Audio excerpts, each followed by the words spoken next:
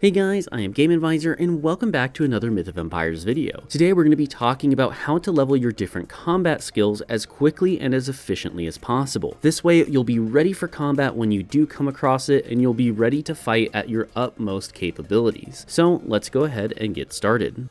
Now the first one we're going to be covering today is going to be essentially all of the melee skills. This is going to be one-handed, two-handed, and polearm. The reason these three are all kind of grouped together is because in order to level them as a group, what we're going to be doing is using them on a dummy. Now let me explain what I mean. I don't mean the actual dummies you craft in game. What I'm talking about is a subordinate. So what you're going to try and do is you're going to find a high level NPC that you and maybe a couple of buddies can take down, knock out, and tie up to the lowest level of the taming poles. Once you tie him up, you can then basically just beat on him all day long. Now the catch is, if your taming skill is too high, you'll already be able to tame him, and therefore this won't work nearly as well. But assuming it is low enough, you'll be able to tame him and then go ahead and start leveling all your melee skills by simply smacking him on the pole. Now do be careful not to hit the pole because it will affect the durability of your weapon significantly faster, and do your best to try to just hit him in any way you can. I do encourage you to give him armor, and you do have to keep him fed if you want him to heal, but at the end of the day, this is a really easy way to get tons of extra XP. It's worked very well for me. I got my polearm skill all the way up to 250 in a very short period of time, but you again can do this with one-handed and two-handed weapons as well, so I highly recommend you give it a try. Now as far as the other weapons go, you have throwing bow and crossbow. Each one of these level up based on the amount of arrows you fire. So what that means is you're going to want to usually craft the lowest tier of bow, some basic stone arrows or stone throwing rocks or stone crossbow bolts.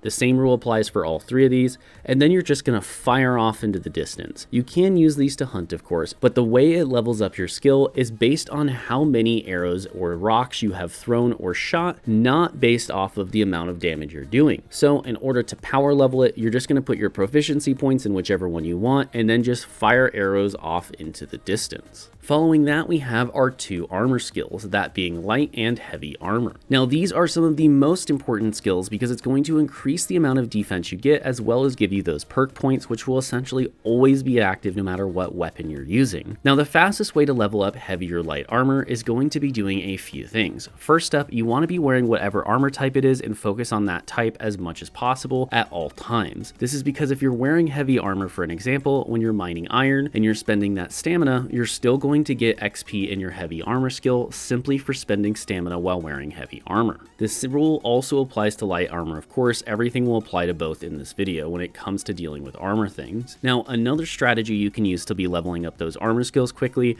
is to intentionally take damage. Now, the trick with this is you want to find a low level mob that is not going to hurt you very much. You also don't want to be on horseback because if it hits your horse and not you, you're not really gaining anything from that. So what we're going to do is we're going to put on our best armor that we can. We're going to go find a low level mob, usually somewhere on the south of the map, and then we're going to go ahead and let it just smack us. You can do this with pigs, foxes, anything you want. You can choose a vagrant, you can choose anything. The goal here is to find something that's not going to hit hard and will be able to hit you for a while so that you can just bandage through the damage. You can of course just fight things if you want to actually make money while doing this, but at the end of the day, if you want to level it up as quickly as possible, that is going to be the way to do it. Now the last way to level this up is by jumping around like a little bunny and using up stamina as quickly as possible whenever you're literally doing anything, or even if you're doing nothing and just standing AFK in your base. Yes, this will consume food very quickly, but the benefit to it is that you're going to be spending that stamina, which is how you level your skills and armor. This is one of the two ways. Again, you can go take damage or you can just spend your stamina. Both work effectively.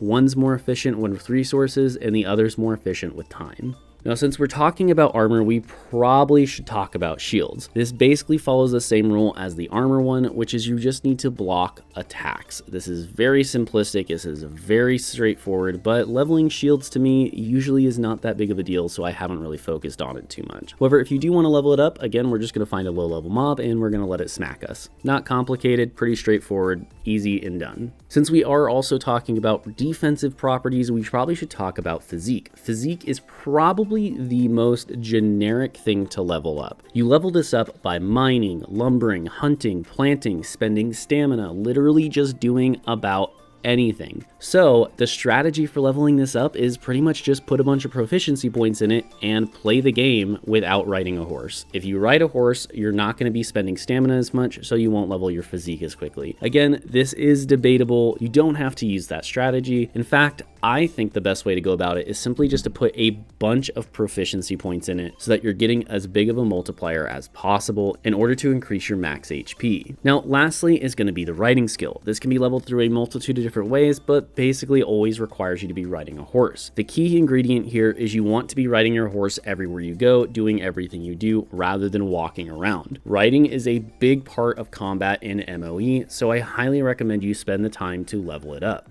There is a couple of little weird strategies we can use. The first is just running from one side of the map to the other along a road where there aren't a lot of things that are going to attack you. If you do this over and over and over again, you basically will level up your riding very, very quickly because you're never going to stop moving. Obviously, having a faster horse that covers farther distances more quickly will increase the skill even faster. At the end of the day, riding is very simplistic to level. You've just got to keep moving. You can run your horse into a tree if you want, and that will increase your riding skill, but generally speaking, it's going to level faster if you just ride in any direction as fast as possible and then turn around and ride back as fast as possible. This is a very important skill again in MOE, so I highly recommend you try to level it up quickly, but at the end of the day, this is a very passive one that you really can't do much for aside from simply ride your horse whenever you're doing whatever you're doing. Now, before we end this video, I do want to mention there is a quick way that you can increase your skills past level 450. If you're currently stuck at a skill maxed out at 450, 600, or any of the ones above, the way you're going to increase this is simply by going to one of the friendly villages, finding the skill trainer, talking to them, and then paying them a certain amount of copper coins based on your current level in order to increase the level cap. For an example, if say you have riding at 450 and you want to increase it, it's going to cost about 8,500 copper coins for you to be able to increase that riding skill cap up to 600. That's really all there is to it. That's the only way to get it up higher. So just keep that in mind as something that you're going to have to be paying attention to. Anyways, guys, I am Game Advisor. I hope you found this video informative and you learned something new about the game that you're going to be able to use whenever you're playing MOE. Hopefully you guys get those skills up high enough to be able to contend with some of those more malicious players, we'll just say, on your servers. I'm not going to call out any names or factions or anything like that, but hopefully this will help you to be able to compete with them by getting your skills up as quickly as possible and evening out the playing field. Thank you guys so much for watching. I'm Game Advisor. For more Myth of Empires content, make sure to subscribe and like this video, and I'll see you next time.